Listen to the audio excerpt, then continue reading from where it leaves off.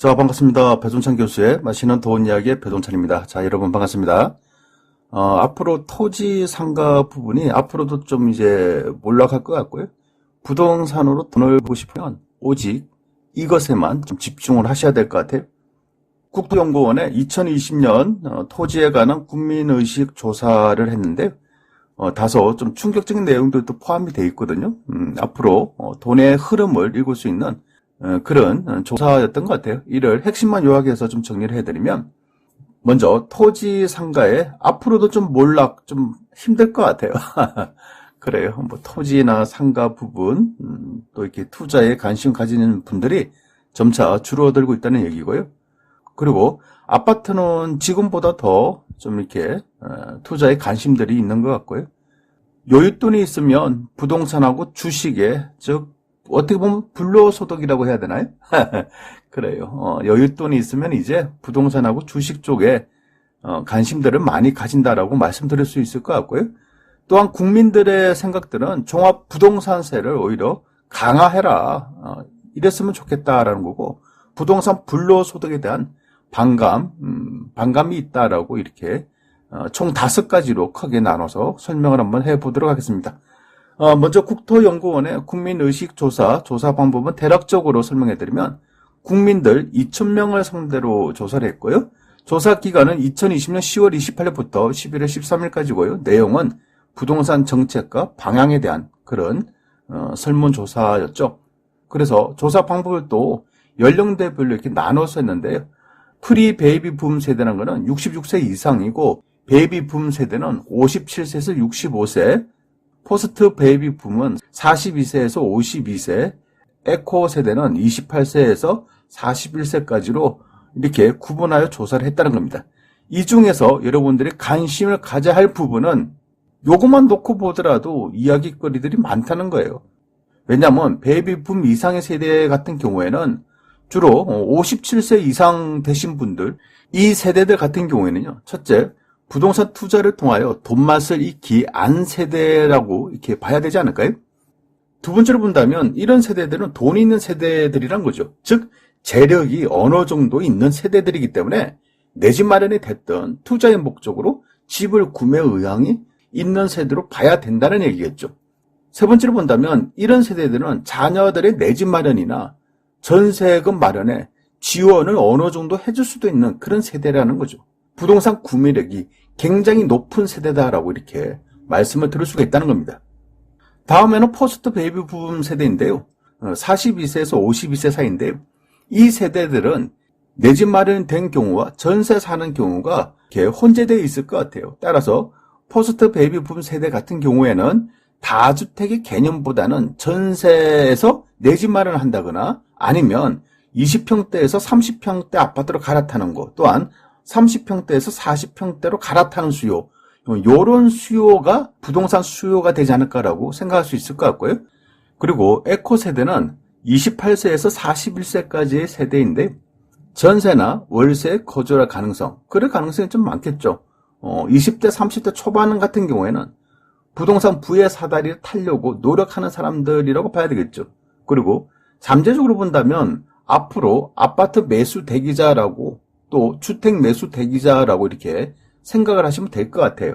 자, 이제 세대별 구성도 설명하였으니 본격적으로 진도를 한번 나가보도록 하죠.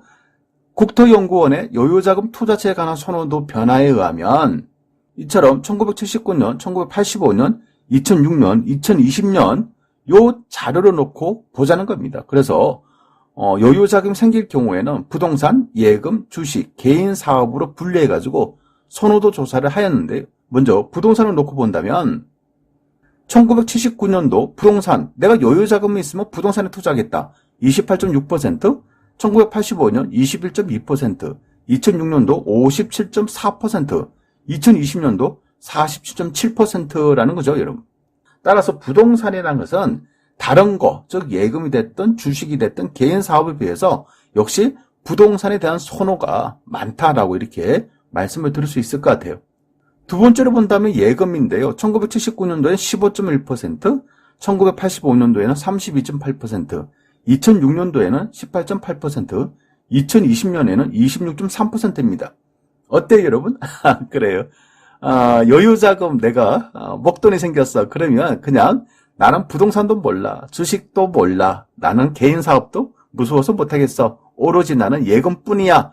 라고 생각하시는 분들이 1979년도 15.1. 그런데 요 당시는 또 이해가 돼요. 왜 이해가 되냐라고 한다면 요 당시에 예금 금리가 높았지 않습니까? 어떻게 보면 예금도 재테크의 한 수단이었다 봐야 되겠죠. 그런데 2020년에도 지금 저금리이지 않습니까? 은행이자, 예금이자, 적금이자 얼마 안 되잖아요. 그렇죠? 아니 1%에서 2%대인데 예금을 투자로 본다. 참 뭐라 할 얘기가 없어요. 어떻게 보면 요즘에 볼 때 2020년 예금을 한다. 26.3%다라는 거는 그만큼 대한민국 국민들 중에서 재테크를 많이 모르시는 분들도 굉장히 많다라고 이렇게 역으로 설명을 해드릴 수도 있을 것 같아요. 그리고 주식을 놓고 보면 1979년도 5.3%, 85년도 3.6, 2006년 9.4, 2020년 22.4%인데요. 어때요? 주식을 하는 사람은 늘고 있다. 특히 2020년 들어서는 굉장히 많이 늘었다라고 말씀을 드릴 수가 있을 것 같아요.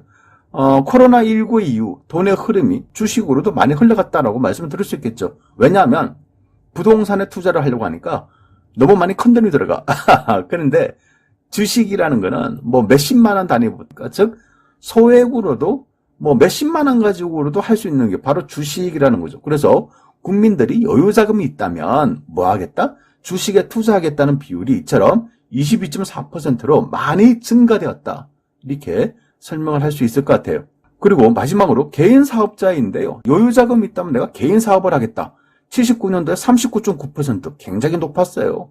1985년도에는 34.7%, 그리고 2006년도에는 7.5%로 확 줄어듭니다. 그리고 2020년도에는 결정타주 무려 1.4%로 크게 추락하고 말았습니다.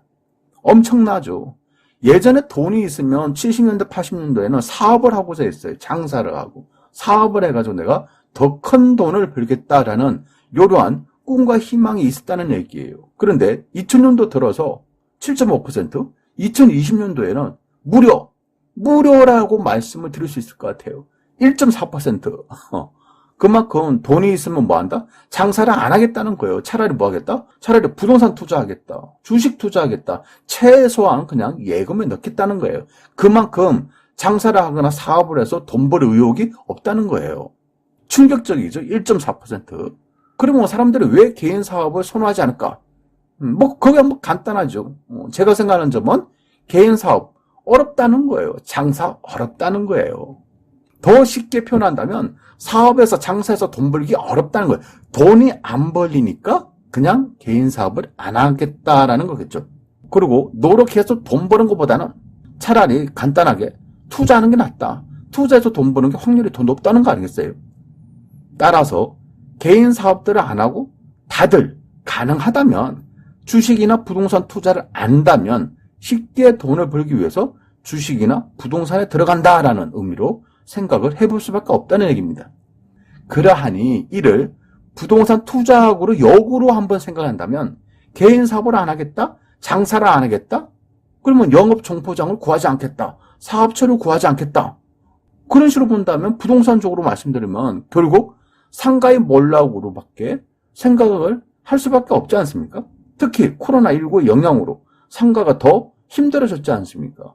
여기에 부동산을 자세히 한번 살펴보면 크게 다음과 같이 토지와 주택과 건물로 이렇게 나눌 수 있는데요.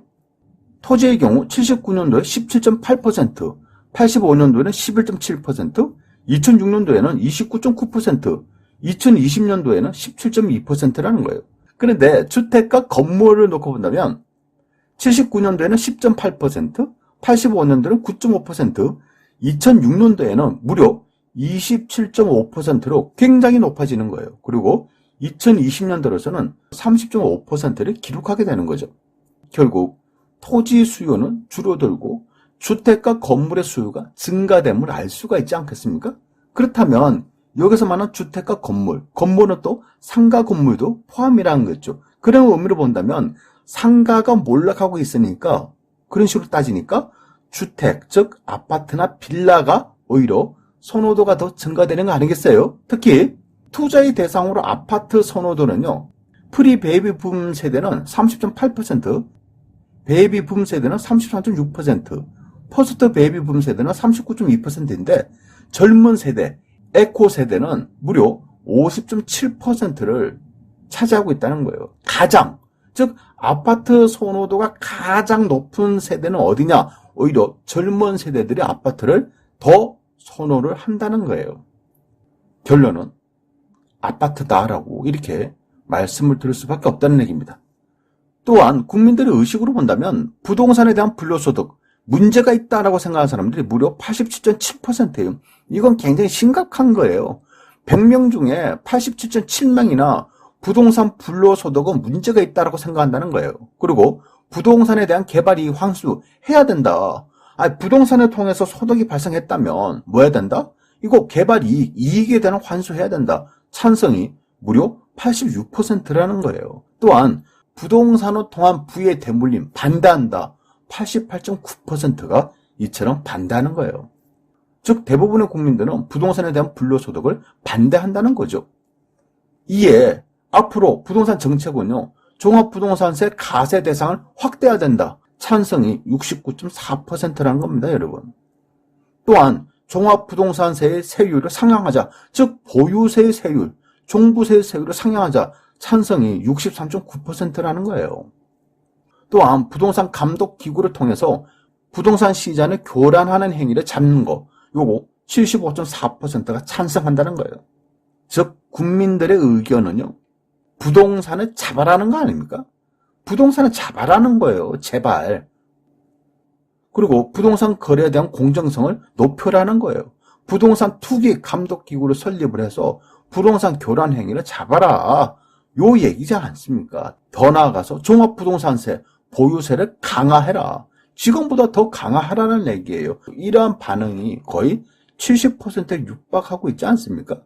이러한 의미에서 볼 때 현재 정부 여당의 종합부동산세 완화 정책, 양도소득세 완화 정책은 국민들의 생각하고는 전혀 반대로 흘러가고 있다는 거예요.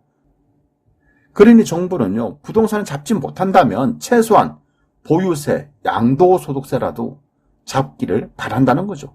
누가요? 국민들이요. 이 부분을 꼭 참고해 주시기를 바랍니다. 이상까지 배종찬 교수의 맛있는 도움 이야기였습니다. 감사합니다.